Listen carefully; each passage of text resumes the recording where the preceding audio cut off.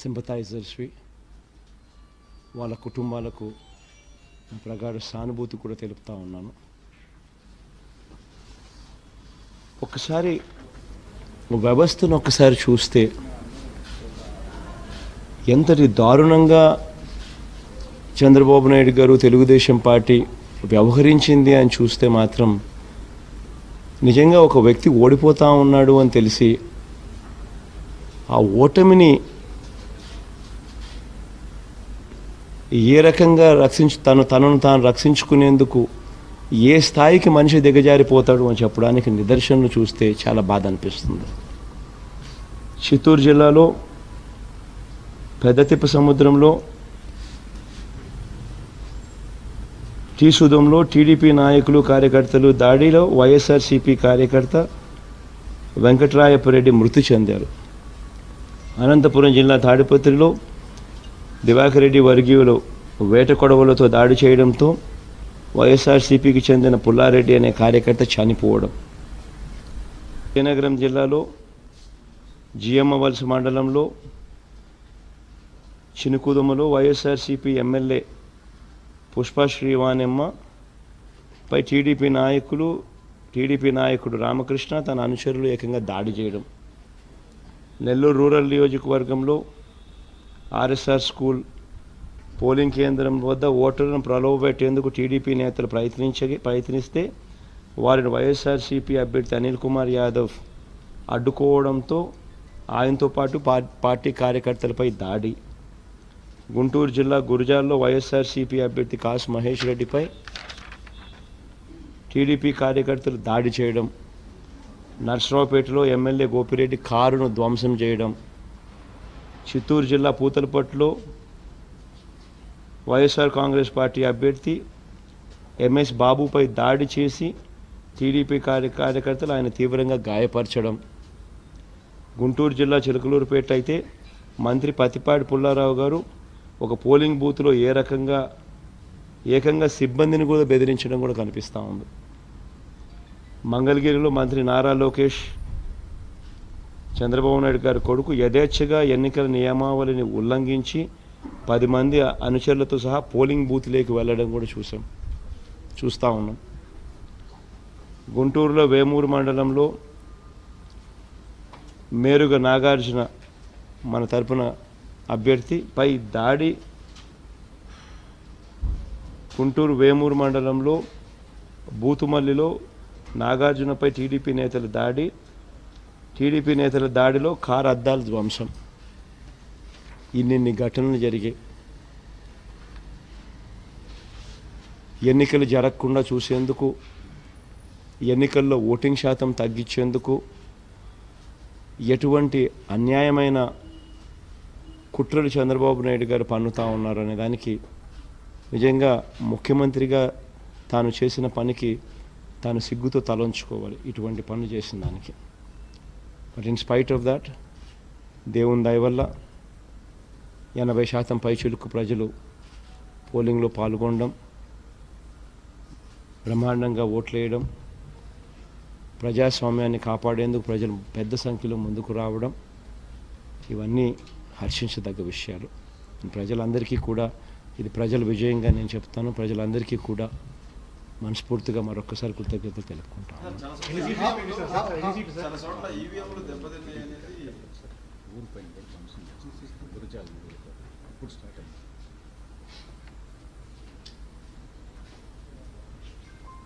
గురజాల కాన్స్టిట్యున్సీలో ఇప్పుడే జంగమహేశ్వరంపుర గ్రామంలో 600 మంది టీడీపీ కార్యకర్తలు దాడి. ఎలక్షన్ వాళ్ళకి సరిగ్గా జరగలేదని ఏకంగా దాడులు.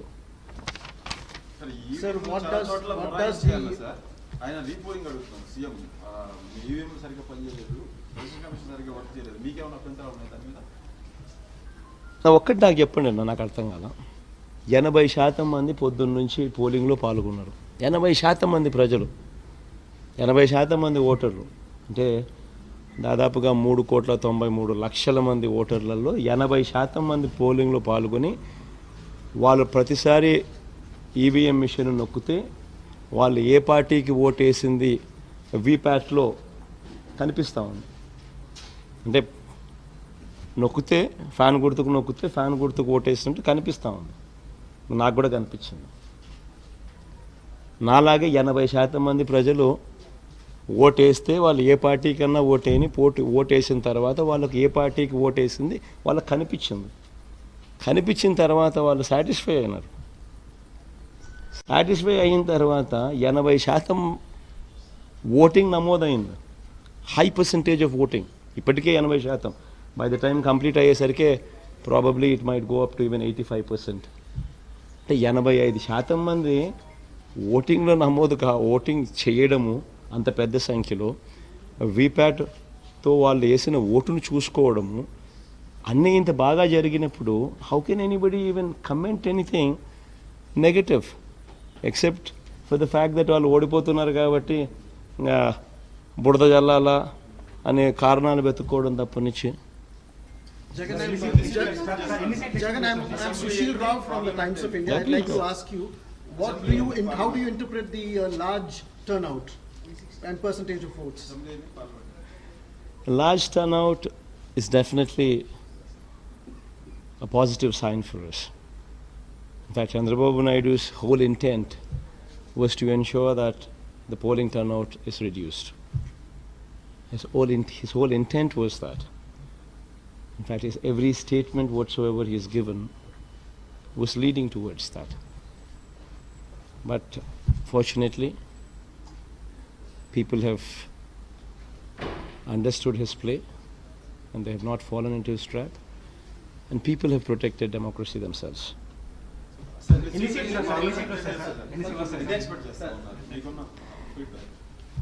దేవుడి దయ, ప్రజల ఆశీస్సులు. I think it will be a landslide. I think it will be a landslide.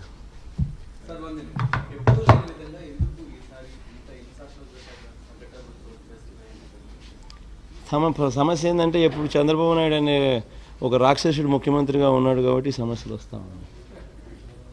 There is no other answer for that. If a man is ఓడిపోతున్నాడు అని తెలిసి how can you stoop down to a level like that? ఆ స్థాయికి election commission దగ్గరికి పోతాడు, ఆయన బెదిరిస్తాడు. తర్వాత ఈ comments on EVMs, then polling జరగకుండా చూసేందుకు విశ్వ ప్రయత్నం చేస్తూ he gives false statements. Then ఓటింగ్లో భయభ్రాంతులను చేసేందుకు literally all these incidents what I just spoke about, ఇన్ని కార్యక్రమాలు చేయడము. Is it right for somebody to do something like that? మహిళా ఓటర్లు పెద్ద సంఖ్యలో ఓటేశారు కదా, ఏమన్నా ఇంపాక్ట్ ఉంటుందా సార్ మీ పార్టీ? తప్పకుండా ఉండదు. చంద్రబాబు నాయుడు గారి మోసానికి, చంద్రబాబు నాయుడు గారి నేను ఒకటి ఎగ్జాక్ట్గా అదే that's what I wanted to tell. పసుపుకు నేను జస్ట్ ఇంతకుముందు ఒకసారి కూడా చెప్పిన మేనిఫెస్టో రిలీజ్ చేసేటప్పుడు, బట్ మీరు రిపీట్ చేయమంటే ఐ జస్ట్ రిపీట్ దట్. 5 లక్షల రూపాయల గ్రూపులు తీసుకున్న వాళ్ళు 5 లక్షల గ్రూపులు ఉంటారు, 7 లక్షల గ్రూపులు ఉంటాయి, 10 లక్షల గ్రూపులు ఉంటాయి. 5 లక్షల గ్రూపులు తీసుకున్న మహిళలు, అక్క చెల్లెమ్మలు సంవత్సరానికి రూపాయి వడ్డీ వేసుకున్నా కూడా వాళ్ళు దే ఎండ్ అప్ పేయింగ్ 60,000 రూపాయలు వడ్డీ. మే 2016 నుంచి చంద్రబాబు నాయుడు గారు జీరో వడ్డీ పథకాన్ని రద్దు చేసినాడు. గత ప్రభుత్వాలు పొదుపు సంఘాల అక్క చెల్లెమ్మలకు కానీ రైతులకు కానీ 0 వడ్డీకే రుణాలు ఇచ్చే పరిస్థితి. ఈయన వచ్చిన తర్వాత దాన్ని రద్దు చేశాడు. ఈ అక్క చెల్లెమ్మలకు సంబంధించి మే 2016 నుంచి పథకాన్ని పూర్తిగా రద్దు చేశారు, 0 వడ్డీ పథకం. సో 5 లక్షల గ్రూప్ తీసుకున్న వాళ్ళు రూపాయి వడ్డీ కింద అంటే సంవత్సరానికి 60,000. సో మే 2016 నుంచి 2019 మే దాకా అంటే 3 సంవత్సరాలు, 60,000 ఇంటూ 3 సంవత్సరాలు అంటే 1,80,000. 5 లక్షల గ్రూప్ తీసుకునేది 1,80,000 రూపాయలు వడ్డీ కడతా ఉన్నారు. 7 లక్షల గ్రూప్ తీసుకున్న వాళ్ళు రూపాయి వడ్డీ లెక్కేస్తే సంవత్సరానికి 84,000 ఇంటూ 3 ఏళ్ళు అంటే 2,52,000 వడ్డీ కట్టారు. 10 లక్షలు తీసుకున్న గ్రూపు రూపాయి వడ్డీ అంటే సంవత్సరానికి 1,20,000 అంటే 3 ఏళ్ళకి కలిపి 3,60,000 రూపాయలు వడ్డీ కట్టారు. చంద్రబాబు నాయుడు పసుపు కుంకుమ డ్రామా చేసి ఆయన ఇచ్చింది ఎంత? గ్రూపుకు 1,00,000. 5 లక్షలు తీసుకున్న వాళ్ళకి కూడా వడ్డీ 1,80,000 3 ఏళ్ళకి కలిపి. 7 లక్షలు తీసుకున్న వాళ్ళకు వడ్డీ 2,52,000. 10 లక్షలు తీసుకున్న వాళ్ళకు వడ్డీనే 3 ఏళ్ళకి కలిపి 3,60,000. ఈయన ఇచ్చింది 1,00,000. సున్నా వడ్డీ పథకం గతంలో ఇచ్చేది రద్దు చేసినాడు. సో సున్నా వడ్డీ పథకాన్ని ఆయన కంటిన్యూ చేస్తున్నా కూడా ఆ అక్క చెల్లెమ్మలకు they would have gotten more, వాళ్ళకి ఇంకా ఎక్కువ వచ్చి ఉండేది. సో అక్క చెల్లెమ్మలు జరిగిన మోసం గురించి వాళ్లకు తెలుసు. రైతుల పరిస్థితి, రైతులకు కూడా ఇదే రకంగా సున్నా వడ్డీ ఎగరగొట్టిన పరిస్థితులు. 87,612 కోట్ల రూపాయలు చంద్రబాబు నాయుడు గారు ముఖ్యమంత్రి అయ్యే నాటికి వ్యవసాయ రుణాలు పర్ యానం సంవత్సరానికి రైతులు వడ్డీ రూపేనే కట్టేది 7-8 కోట్లు ఆన్ 87,612 కోట్లు on 87,612 crores. Just the interest component alone is 7,000-8,000 crores per annum. 5 yearsలో 35,000, 7,000 into 5 years వేసుకున్నా, 8,000 into 5 years వేసుకున్నా 35,000 to 40,000 crores. Farmers ended up paying as interest. ఈయన సున్నా వడ్డీ పథకం రద్దు చేసినాడు కాబట్టి, గతంలో సున్నా వడ్డీకి రుణాలు ఇచ్చే పరిస్థితి ఉండేది కాబట్టి.